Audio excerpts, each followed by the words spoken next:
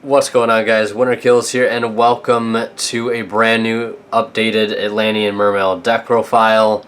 I've got a little bit of a tournament report. I'm gonna kind of go over at the end, just like my past few tournament experiences with this deck. Very positive experiences. I'll let you know right now, and just to kind of give you an updated build and talk about some tournaments I went to with this and how those turned out, like the OTS. I'll give you a quick insight on that. I don't want to go too in-depth because I don't want to make the video too long, and I feel like I've already given you guys a couple tournament reports already, and it's kind of same old. But anyways, without further ado, we'll get into the deck profile, starting with the monsters. Alright guys, so for the monsters, of course, we're playing Triple Megalo. Love Triple Megalo. From start to finish, Triple Megalo is always a good choice in my opinion, especially since I'm playing Sacred Swords in this build, so the extra level 7 target's nice. Triple Teus, only need to discard one, least cost effective, so definitely the best. Gotta play. I'm playing lead again, only because Sacred Swords, and I'm actually really glad I'm playing this because the Lind for the lead play is just too strong, and I'm glad to have that utility back in my arsenal. And then next for Mermails, Turge, Gund, and Lind, the trio. Not playing Pike. Was thinking about playing Pike, but just kind of turned away from it again, just because, again, his search targets aren't that great, and they can be searched by other better cards. So yeah, that's why I don't play him. The only time he's ever come up is like in a very simplified game state. Pike would be good right now, but Turge can do the same thing, and he can do it better in sort of way. And then for Atlanteans, Triple Neptibus, the Atlantean Prince, the bread and butter of the deck. Atlantean, Atlantean. The next, we're going to play 2 copies of Atlantean Dragoons. The money card, just because it's so busted, use it as many times in turn as you want. Yeah, so 2 Dragoons, 2 Marksmen for back row, 2 Infantry for face-ups. I like the 2-2 ratio between Marksman and Infantry. Has been working out really well in the past tournaments. Didn't really favor one over the other. Marksman has just been busted lately, though, just annihilating set cards. It's just so good. I think one game I used 3 Marksmans in a turn because I salvaged 2 back for another Megalo. Cleared 3 back row with them. It was a beautiful sight. 1 Deep Sea Diva and 1 Mooling Glacia to wrap up the water monsters. This card's like 25 bucks right now, which is amazing, just because how busted it is, but it's the Tree Toad hype, I guess. So yeah, that's it for the water monsters. Not maining Gamsil anymore, and I'll kind of explain that at the end. 2 Max C and 1 copy of Ghost Ogre in the main deck.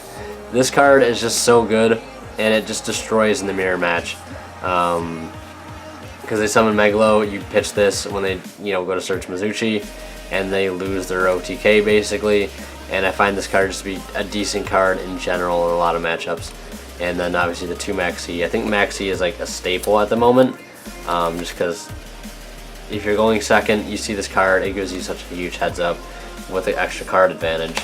Although I was thinking about cutting it to 1 because I only have 1 secret, so the struggle is real. But anyways, moving on for spells, Triple Instant Fusion. Still a must at 3 for me, in my opinion. I love 3 Instant Fusion, especially since I'm playing Carbonella Warrior, so if I see 2 in a game and I've already used one, I can still use the second one. 2 Moray of Greed to recycle bad hands and hopefully draw into new ones that are much better. Soul Charge is just a game winner. I'm glad I'm playing this card again. It's just like your plan B if your board gets cracked, which sometimes happens and you have a hard time recovering. This card fixes that. Upstart, Raigeki, Salvage, again fixing the late game issues. 1 for 1 Sacred Swords just to get you there, honestly. Like if you go Teus, discard Dragoons, and you have this in your hand, you necessarily don't need the Teus after you summon it and search with it, because this can banish from field too, which makes it even better. Like if this only banished from hand, I probably wouldn't play it, but since you can get stuff on the field and level 7s on the field so easily that you don't really need, because you just need Megalo in most cases, you just get rid of the Teus and draw 2 free cards, which can net you an Instant Fusion or a Raigeki and just seal the game. Surface, because this card is busted. Revive Infantry, uses effect for Diva. Revive Neptibus, uses effect if it gets like striked. It's just so good. Revive Diva for a tuner. Abyssgale the Mizuchi. that is it for the spells. I was thinking about playing Cetus because its trap negation is pretty cool, I guess. But I don't know what I'd cut for it at the moment. And then 1 Sphere, and then 1 copy of Solemn Strike and Solemn Warning. I found these 2 cards, like, I kind of never thought I'd want to play these in here and just always wanted to side them, but, like, one, it's like, you know, what is, like, the best deck just to side these in against? Like, there's no deck, like, oh, if you side Warning in or Strike against this deck, you auto-win. I guess for Pendulum you could argue, but that's not always the case. And I think I'd rather just main these because they're just power plays and they stop big plays that I don't want my opponent to make. So I just really like them. They give the deck, like, more defense.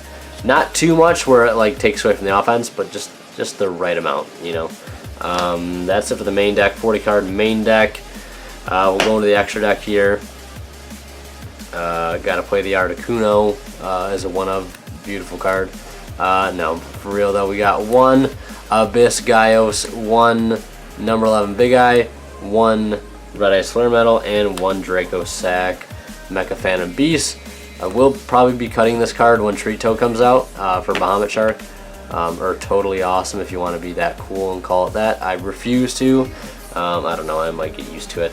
But yeah, those are the rank 7s. 1 Dweller, 1 Hope Woven, and 1 Castel. Finally came around to playing the Castel.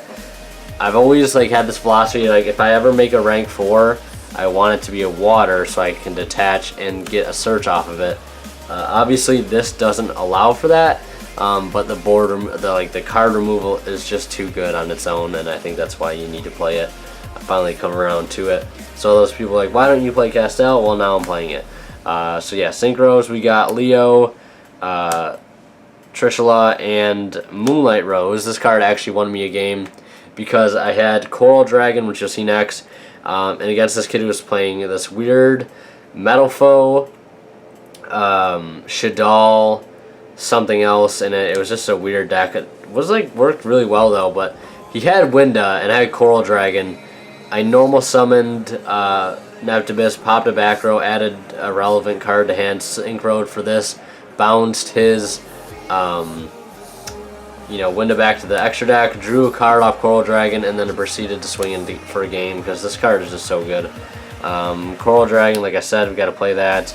Herald the Arclight, and then we play Coral Dragon Sun, Tatsunoko, and then we play the 2 fusions for Instant Fusion, Elder Entity Norden and Carbonal Warrior. The reason I play this is because, let's say you open up really bad and you open up Instant Fusion, like you open up Dragoon's Instant Fusion, like you don't want to use this right away because it can be used for stuff later on, obviously, and make better plays. So you normal summon, Dragoon's, Instant Fusion this out, and now you've got a rank 4 and yourself a search off that Dragoon's, which could be the 1 search that you need. It sounds kind of gimmicky, but like this fixes like the issue that Mermail has, which is the late game, because 1 Neptibus isn't like that good late game, and like Instant Fusion isn't that good late game because you're usually gonna burn this, and then your like later Instant Fusion that you draw into are dead. But this fixes that problem. And I kind of wanted to design my build around just like fixing the late game issues, which is like Surface helps out with that a lot, and so does Carbonal Warrior with the extra Instant Fusion use, which is just comes in like it's came in clutch so many times, like I can't even count how many. Maybe I'm over exaggerating, but like it's just so helpful. And that's the one like philosophy I have with Jar of Avarice. It fixes like your late game Neptibus play because you can recycle Dragoons and stuff. So yeah, moving on to side deck, we got triple Gamma Seal to out problem cards. Move this out of the main deck because I felt like I just wanted to play this in a format that I thought just you needed to play this against, which is not entirely true. It's just for like Kieran, which I don't play all the time. So if I do play Magic Specters, all 3 of these come in just to get rid of their cards so they can't use their spells or traps.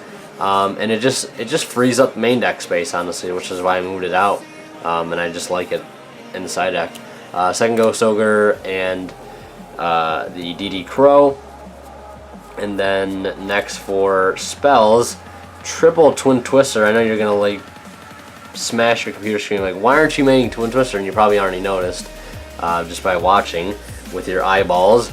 I'm not making Twin Twister just because like I just don't feel like I need to main Twin Twister. I have main decked out 2 cards like Vanity's Emptiness, which is Neptibus. Obviously, I have to hope I see the card, and my deck can clear back row on its own with Marksman. Like I said, I've had several games where I've abused Marksman 3+ times to clear back row.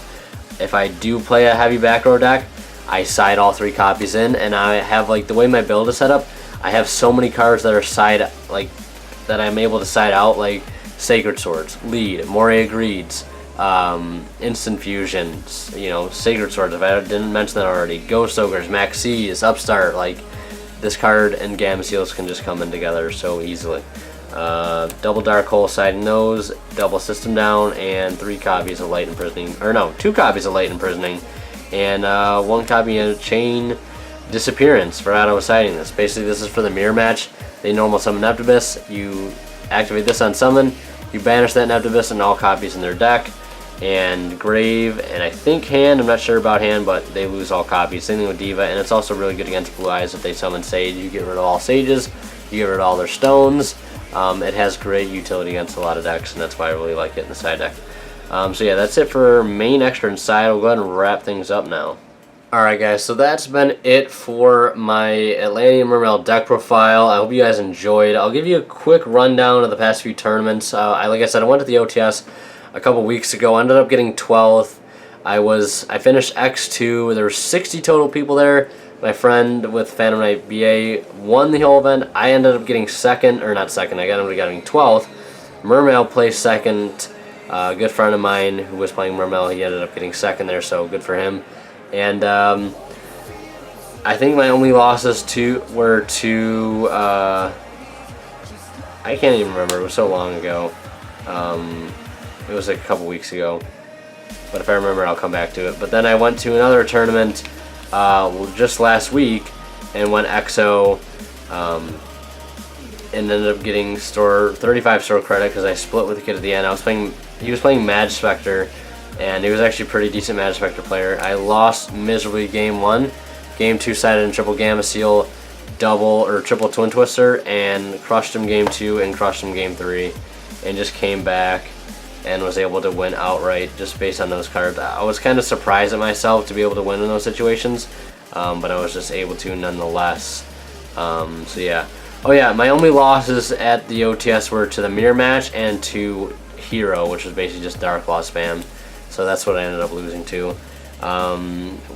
That player I played against who beat me with the mirror match, he Ghost Ogred me twice in one turn, and I feel like I was cheated by that because I definitely would have won if he didn't do that, but it's also partially my fault for not realizing Ghost Ogres once per turn.